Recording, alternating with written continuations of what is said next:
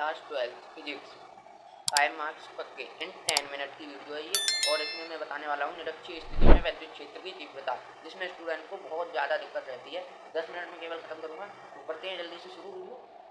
सबसे पहले हमें डायग्राम बनाना होता है, ये वैद्युत द्विध्रुव के कारण होती है। तो वैद्युत द्विध्रुव का डायग्राम कैसे बनता है, आप कहोगे ऐसे, इधर माइनस क्यू होता है और इधर प्लस क्यू होता है, प्लस क्यू, ठीक है। इसके मिड पॉइंट कितना होता है, ओ, यानी मध्य बिंदु ओ, ठीक है। इधर कितना हो गई है, इसकी इधर की दूरी हो जाती है एल, ठीक है, और आधी इसकी हो जाती है एल, ये तब ये तो टोटल मिला के 2L बनती है, ठीक। ये तो हो गया हमारे वैद्युत द्विध्रुव का। अब निरक्षीय स्थिति यानी कि जो एक्स अक्ष की स्थिति में ना हो, यानी कि वाई अक्ष में हो, तो वाई अक्ष में करेंगे, वाई अक्ष में सबसे पहले इसे खींच लेंगे, फिर इसके बाद इसे यहाँ से खींचेंगे ऐसे, खींच लिया आप लोग, ठीक है, खींच लिया, ठीक। अब क्या करना है आपको, अब प्लस क्यू के कारण वैद्युत क्षेत्र की तीव्रता आप कहोगे 2 की ओर, 2 की ओर, ठीक है। और आप कहोगे माइनस क्यू के कारण वैद्युत क्षेत्र की तीव्रता आप कहोगे भीतर की ओर, E3, वो E2 हो जाएगी, ठीक है। अब आपको क्या करना है, ये कौन सा बिंदु है, ये इसे हम मान लेंगे बिंदु P, ठीक। अब देखिए इन दोनों की दिशा आपको लग रही है कि आप इसे जोड़ या घटा के निकाल सकते हैं विद्युत क्षेत्र की दिशा, आप कहोगे नहीं, इसलिए इसके घटक खींच लेते हैं। अब घटक कैसे खींचते हैं, यही सबसे इम्पोर्टेंट है। अब घटक यानी कि प्लस क्यू का खींचेंगे, ये तो ऊपर है तो इसका ऊपर एक घटक खींच लेंगे ऐसे, और एक घटक इसके लंबवत यानी कि ऐसे खींच देंगे, ठीक है। तो ये हमारा हो जाएगा थीटा, इनके बीच का एंगल कितना हो जाएगा, आप कहोगे थीटा, थीटा हो गया, ठीक। अब थीटा से जो लगा हुआ कोण होता है उसे हम बोलते हैं E1 cos थीटा, E1 के कारण है ना ये, तो E1 cos थीटा। और जो लंबवत होता है उसे बोलते हैं E2, मतलब जो थीटा से अलग होता है, ठीक है, उसे हम बोलते हैं, सॉरी, E1 के कारण है तो E1 sin थीटा, ठीक। ये हो गया, यहाँ से हम लिखेंगे E1 sin theta, E1 sin theta, ये हो गया हमारा, ठीक। ये हो गया E1 sin थीटा, ठीक है। अब क्या करना है, अब इसका घटक खींचना है, तो इसके घटक कितने होंगे, एक तो हमारा हो जाएगा इधर यानी कि इसी पे, एक तो इधर खींच देंगे, ठीक, क्योंकि ये लंबवत एक खींचना ही है, तो यानी कि ये थीटा से लगा हुआ होगा, कौन से, इसके, तो यानी कि जब इसके से लग रहा है E2 से, तो यहाँ पे हम लिख देंगे E2 cos थीटा, ठीक है। और मध्य बिंदु से बिंदु P के बीच की दूरी कितनी होती है, आप कहोगे मध्य बिंदु से P के बीच की हम दूरी मान लेंगे हम कितनी, आप कहोगे R मान लेंगे, ठीक है। अब आपको क्या करना है, एक घटक तो खींच दिया, ठीक। अब आप E2 का दूसरा घटक खींचोगे इसके लंबवत, यानी नीचे की ओर है तो नीचे की ओर खींच दिया, इसे आप नाम दे दोगे E2 sin theta, E2 sin theta, ठीक, क्योंकि ये थीटा से परे है यानी कि अलग है, E2 sin थीटा, ठीक है। अब आपको क्या करना है, अब ये वाली भुजा निकालनी है, प्लस क्यू से बिंदु P के बीच की दूरी। अब आपको ये कर्ड है, ये कर्ड है, ये लंब है, ठीक है, आपको दिख रहा है ये थीटा कोण पर रुकी हुई है, इसलिए थीटा कोण पे, ठीक।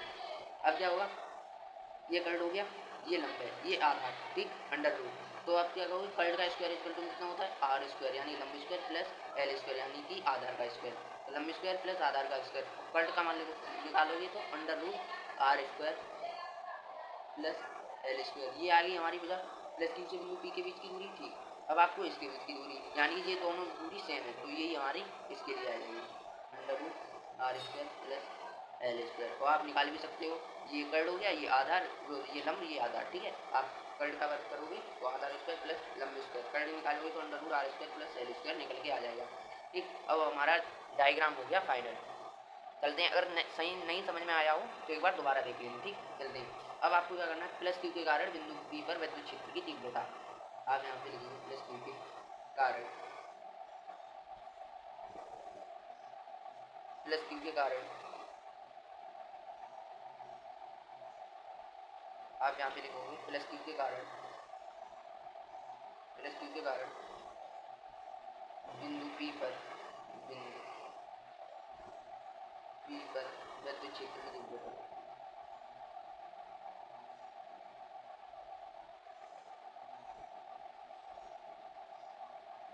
ठीक है। बिंदु Q के कारण, प्लस क्यू के कारण बिंदु P पर विद्युत क्षेत्र की तीव्रता कितनी हो जाएगी, E1 मानी है हमने, ठीक है। E1 कितनी हो जाएगी, 1/4 पाई एप्सिलॉन नॉट, ये हमारा सूत्र होता है Q अपॉन, अब बिंदु P से प्लस क्यू के बीच की दूरी कितनी है, यानी कि हम इसे परिमाण लेते हैं, चिन्ह नहीं लेते, प्लस क्यू माइनस क्यू, ठीक है। अब आपको इनके बीच की दूरी कितनी है ये, तो आप ये लिखेंगे under root R square plus L square, ठीक। और इसका भी कितना होता है हमारा होल स्क्वायर, यानी कि आर का होल स्क्वायर होता है तो आर तो हमारी ये है, और एल स्क्वायर यानी कि आर का स्क्वायर होता है पूरे का, तो हमने ये लिख दिया, ठीक।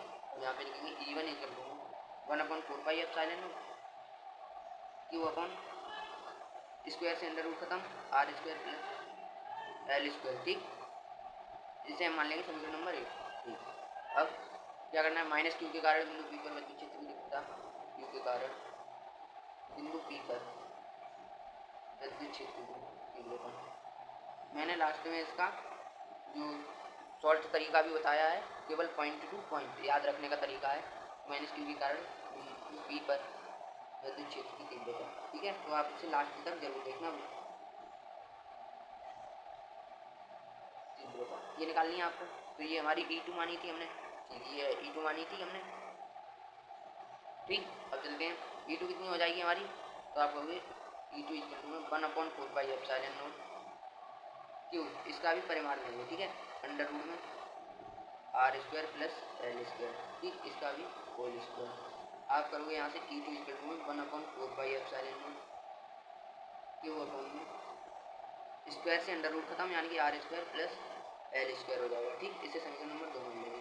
अब क्या करना है, E1 बराबर E2 है, E1 बराबर E2 है, तो हम यहाँ से लिखेंगे E1 इसके रूप में E2।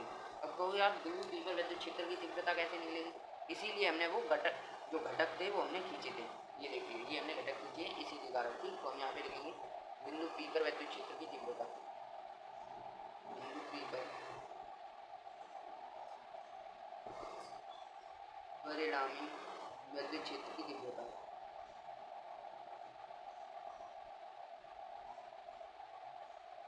बिंदु पी पर परिणामी विद्युत क्षेत्र की तीव्रता, तीव्रता कितनी हो जाएगी बिंदु पी पर, तो आप कहोगे, आपको कैसे पता चलेगा, आप कहोगे ये देखो बिंदु पी पर ये दोनों हैं इसी डायरेक्शन में, यानी कि जोड़ हो रहा है इनका, ये E1 cos थीटा और E2 cos थीटा को जोड़ दें हम, तो बिंदु पी पर विद्युत क्षेत्र की पूरी विद्युत क्षेत्र की तीव्रता पता चल जाएगी, यानी कि टोटल निकालना है, ठीक है। तो हम यहाँ पे लिखेंगे E equal to E1 plus E2, E1 cos theta, E1 cos theta था ना पहले का, E1 cos theta plus E2 cos theta, ठीक है। अब क्या करना है आपको, E1 बराबर है E2 के, तो हम E2 की जगह E1 रखते हैं, ये E1 रखते हैं आपको बिल्कुल, तो E इक्वल में कितना हो जाएगा E1 cos theta plus E1 cos theta, E2 की जगह हमने क्या रख दिया E1 रख दिया, ठीक। तो आप ये कितना कहोगे E इक्वल में 2E1 cos थीटा।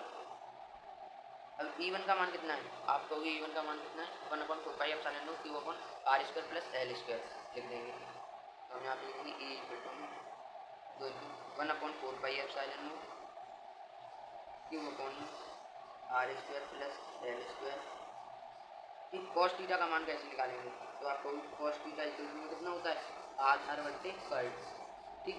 अब आधार कितना है आपको कॉस थीटा का मान आधार बट्टे कर्ड होता है, तो आधार देखो यहाँ से निकालेंगे, आधार है हमारा एल और कर्ड कितना है under root R plus L का होल स्क्वायर, ठीक है। तो ऐसे ही ये हमारा हो जाएगा, आधार हमारा एल, कर्ड हो गया हमारा under root R square plus L square, ठीक है। ये हमारा आ गया कॉस थीटा का मान, तो कॉस थीटा का मान रख देंगे आ गया, तो ठीक। तो कॉस थीटा का मान यहाँ रखेंगे, एल बट्टे में under root R square plus L square, ठीक है। अब इस अंडर रूट का मतलब कितना है, इस अंडर रूट का मतलब है कि इस पे R square plus L square की पावर 1/2 है और यहाँ 1 है पावर, मैं आपको सॉल्व करके दिखा देता हूँ, ये क्यों है, ये क्यू को ऐसा ही रहने है तो 2 को एल के साथ कर दो, ठीक। तो क्यू इंटू 2 है अपॉन 4 एप्सिलॉन नॉट है, लिखा रहने दो, और इंटू में R square plus L square, इसकी पावर कितनी एक ही तो मान लेंगे हम, इसकी पावर 1 मान लेते हैं, ठीक है। और ऐसे ही इसकी पावर कितनी हो जाएगी एल, ऐसे ही इसकी पावर हो जाएगी R square plus L square. अब गुणा में क्या होता है, घातें जुड़ जाती हैं, इसकी पावर 1/2 अंडर रूट को लिख दिया हमने, ठीक। अब गुणा में घातें जुड़ जाती हैं 1 प्लस 1/2, यानी कि 1 प्लस 1/2, यहाँ पे आपको जोड़ के दिखा देता हूँ, जोड़ने में तो 1 प्लस 1/2, 2 एकम 2 और 1 3/2 लिख सकते हैं हम, आप कहोगे हाँ, तो हम यहाँ पे लिखेंगे ई इक्वल टू में क्यू इंटू 2 पी होता है, पता है आपको पी होता है, यानी कि विद्युत ध्रुव आघूर्ण होता है, तो हम यहाँ पे लिखेंगे 1/4 एप्सिलॉन नॉट इसे तो अलग लिख लो।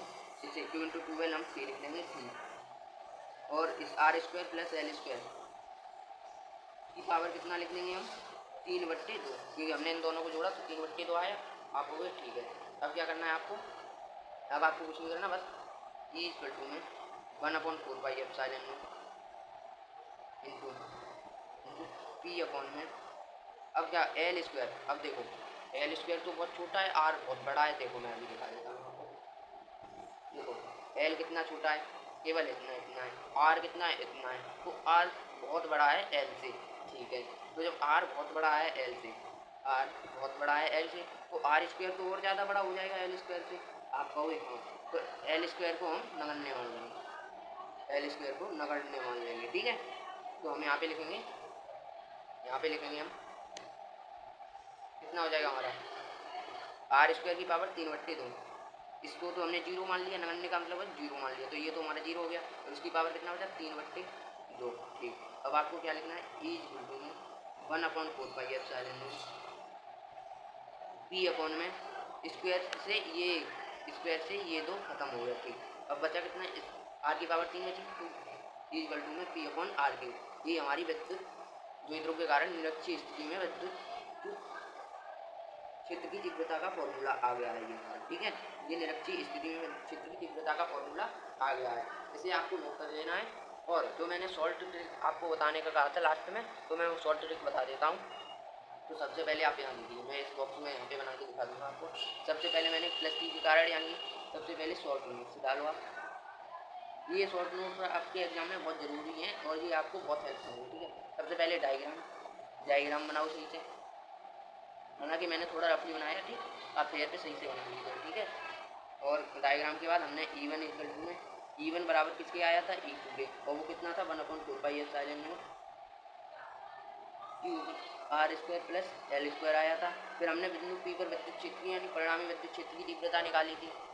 ठीक है, परिणामी विद्युत क्षेत्र की तीव्रता निकाली थी, तो हमें कितना प्राप्त हुआ था, हमें प्राप्त हुआ था तीसरा ई इक्वल टू में 1/4πε पी अपॉन में आर क्यूब। ये आपकी 3 स्टेप में डेरिवेशन कंप्लीट हो गई। ये इससे ज़्यादा शॉर्ट ट्रिक आपको कहीं नहीं मिलेगी, तो आपको ये याद रखने में बहुत ही हेल्पफुल होगी। ठीक है, तो मिलते हैं नेक्स्ट वीडियो में। और एल स्क्वायर को नगण्य माना था, ये बात याद रखना। ठीक है, बस, और मिलते हैं नेक्स्ट वीडियो में कल 6 बजे। तब तक के लिए जुड़े रहें। और ये डेरिवेशन आपके 5 नंबर में बहुत ही इम्पोर्टेंट होने वाली है, और चैनल को सब्सक्राइब करें। कल नेक्स्ट वीडियो आ रही है जिसमें मैं 10 मिनट में आपके 5 मार्क्स कंप्लीट करा दूँगा। ठीक है, जुड़े रहें ASP ट्यूशन क्लासेस के साथ। कमेंट करना ना भूलें, कल कौन से टॉपिक पर वीडियो लाऊं बता देना। वैसे तो मैं इंपॉर्टेंट ही लेकर आऊँगा, और कमेंट में ये बताना अगर आपको PDF चाहिए तो मैं कमेंट में लिंक दे दूँगा टेलीग्राम का। आप यहाँ से फ्री PDF नोट्स जो भी होंगे आपके वो यहाँ पे मिलते रहते हैं, और फॉर्मूला शीट है वो आपको सब टेलीग्राम ऐप पे मिल जाएगी। ठीक है, तो वहाँ से मैं लिंक दे दूँगा कमेंट में, आप वहाँ से ज्वाइन कर लेना।